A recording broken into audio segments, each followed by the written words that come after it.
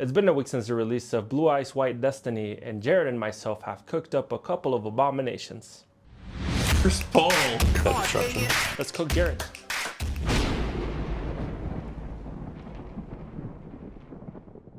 What's up guys, the Yugi Bros with another video. Welcome again. In this video, we're going to be exploring a couple of more competitive versions of our Blue Eyes decks. We put together two deck lists, one that is more common than the other one, but trying our best to make it more competitive. So the thumbnail already kind of ruined it, but this is a Millennium Blue Eyes deck. And at first you might be thinking that doesn't really make any sense, how do those synergize? Well, the thing is, I'm not running the full Blue Eyes, I'm not running the full Millennium engine in here, but cards that synergize well. That being said, we have 3 Heart of the Blue Eyes. So this is literally all you need, because every single one of these is basically another Ankh. Because you search Ankh with this, it acts as a Blue Eyes monster for all the synchros, for all the XCs, and if it's in the grave too, you get a special summon. Like, it's just really good. And so that's not even interrupting your Blue Eyes game plans. Of course, standard, running 3 Maidens of White, 3 Sage with Eyes of Blue. So very standard Blue Eyes engine, as Chris will talk about more in his deck profile. And then we're running a single Neo Kaiser Seahorse. A lot of people are kind of downplaying this card, and I get it. It's not amazing. It is a starter, which is nice, but it's definitely cuttable. But you can get into Ultimate Spirit Dragon like off the rip instead of trying to do it off the Spirit Dragon. So it has its place. It's definitely figuring out the best way to use it. And then 1 Blue Eyes Jet Dragon, because Jet is situational, but it's good if you send a Blue Eyes to the grave. It's also a shiny QCR, so I mean, you have to play it, right? And then we have 2 Blue Eyes QCRs. Yes, I had to throw QCR in there. It's an essential part of the deck. So instead of 3, I found that 2 was plenty. And then Blue Eyes Chaos Max Dragon, which 100% cuttable. You could even run just this. Lackluster Soldier Legendary Swordsman. The reason why this is so good is because you can give up your draw to just add the ritual card, and you can add Advanced Ritual Art, which is using a normal monster from the deck as cost. So then you just send a Blue Eyes to the grave, and then you have that to completely wipe your opponent's board during the battle phase. Standard hand traps, running 3 Ash. And then it's funny because these are typically hand traps as well, but they actually are really important in the Blue Eyes deck because you can search them to your hand when you're searching for tuners if you already have what you need. So then you actually have like hand traps and extensions. 2 Bestials, 1 to search, and then 1 generic Bestial, just because really good in any kind of dragon deck, synergizes well and allows you to search the Blue Eyes. And even too with Magnema, you could search the Heart of the Blue Eyes, get your Ankh, and start that combo that way. So really good for a lot of situations. Then of course, you have your 5 pieces of Exodia, which are essential for playing the deck. You want to make sure you have a 5 because you have to show them, and yes, they're all QCR, they're simple. Then you have your 3 copies of Millennium Ankh, which is great because it shuffles back into the deck after use. And like I said, with Heart of the Blue Eyes, you technically have 6 copies of Ankh, which is great. And this literally, I kind of mentioned to Chris before that literally the Exodia engine is the OTK, and the Blue Eyes engine is the kind of grind game. They were running 3 Wishes for Eyes of Blue, kind of mandatory in this deck. 1 Roar of the Blue-Eyed Dragons, and then Mausoleum of White. Must, and then the 3 Wishes for Eyes of Blue are a must. All these cards are essential for having a really strong Blue Eyes board and proceeding forward in the duel. 1 Called by the Grave, 1 Obliterate Blaze, and then that Advanced Ritual Art, which I mentioned. Called by the Grave is super important in the meta currently, just being able to combat those ashes in the grave or any kind of things that are trying to stop you. And then Obliterate Blaze, OTK, and then Advanced Ritual Art to get into your ritual monsters. And then 2 traps, 1 True Light, 1 Majesty of the White Dragon. True Light is just broken, must play. And then Majesty of the White Dragons is up to like triple negate, and then also it can be used as a ritual card. So really strong, important to have if you're running any ritual monsters. And then of course, traditional 3 Imperms. Literally you can't run any deck in Yu-Gi-Oh! Right now without these. If you're not running these, that is almost completely insane. And then 1 Exiled Fires of Rage. This is a board wipe and negate, and it's just really strong with the Exodia engine.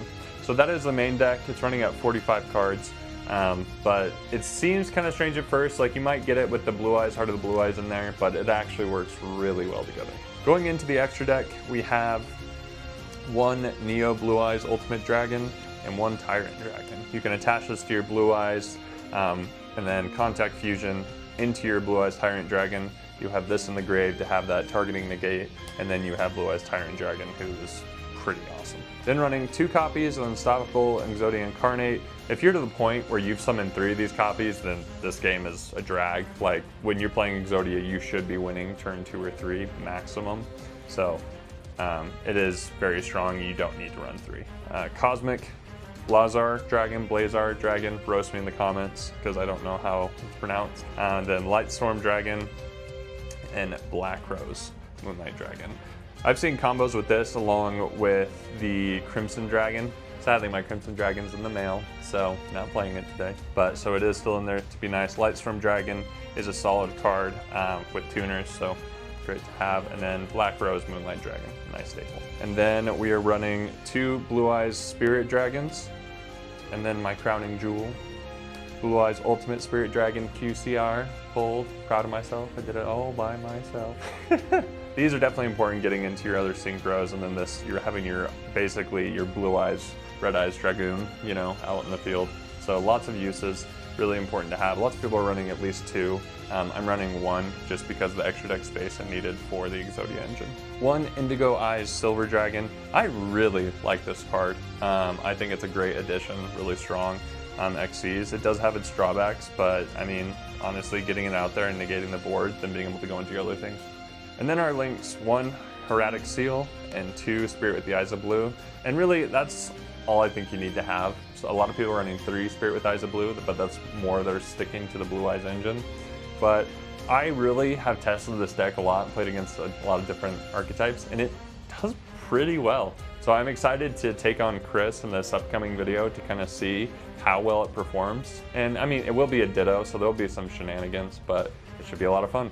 Let's pass it to Chris. Alright guys, so my focus on this deck profile for Blue Eyes is through the Primite engine.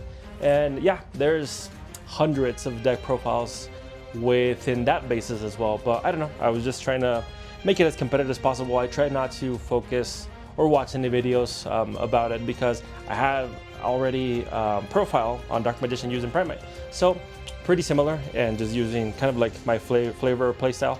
So let's see, starting off with, and let's start this profile with our Blue Eyes White Dragons. I'm running all 3.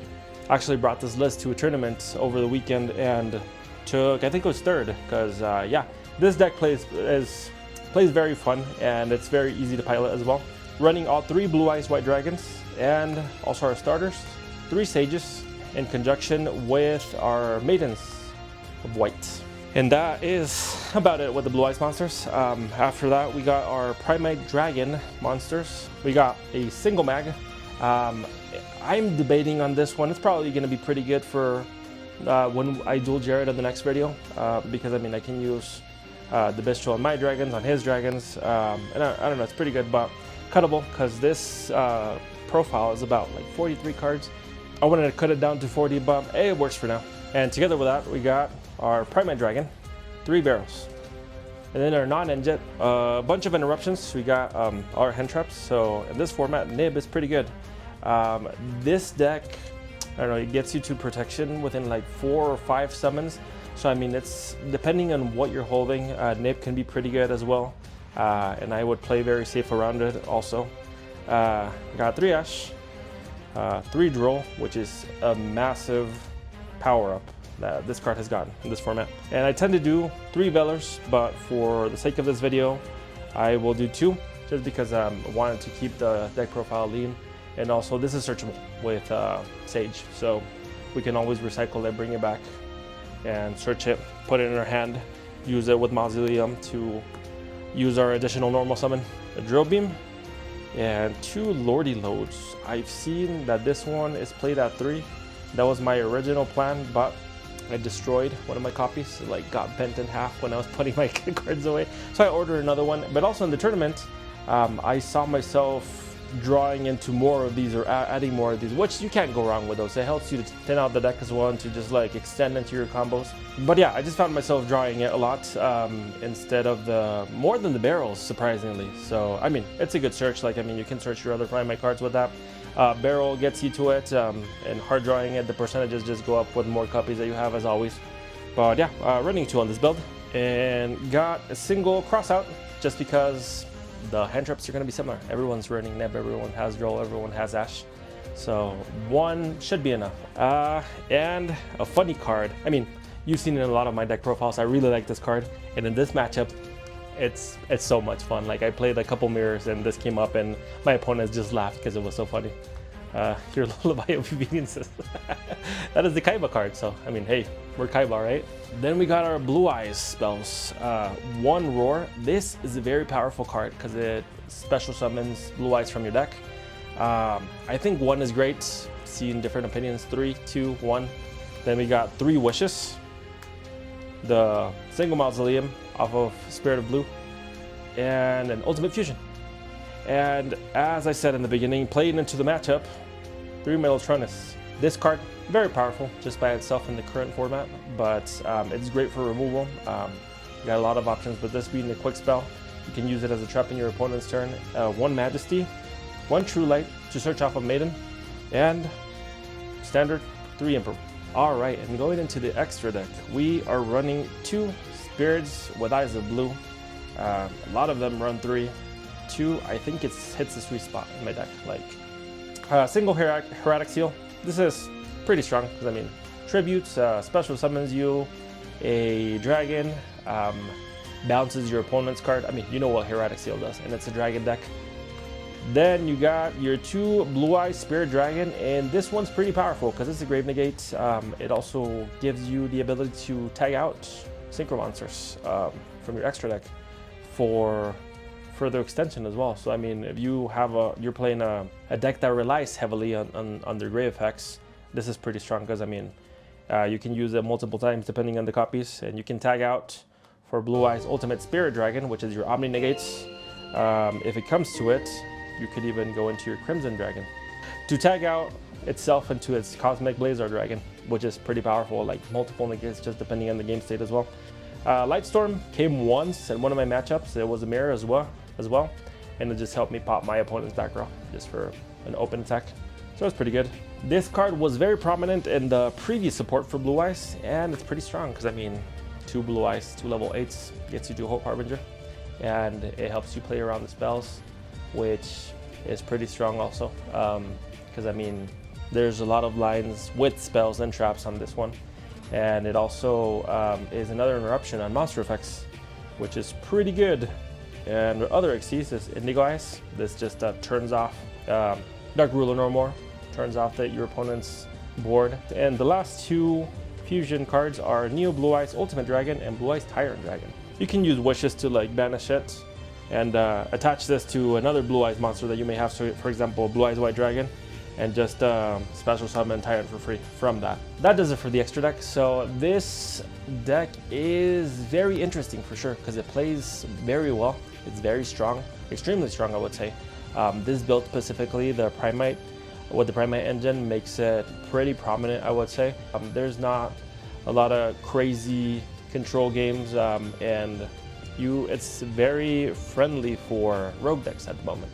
So I wouldn't consider this rogue. This is probably tier 2, maybe.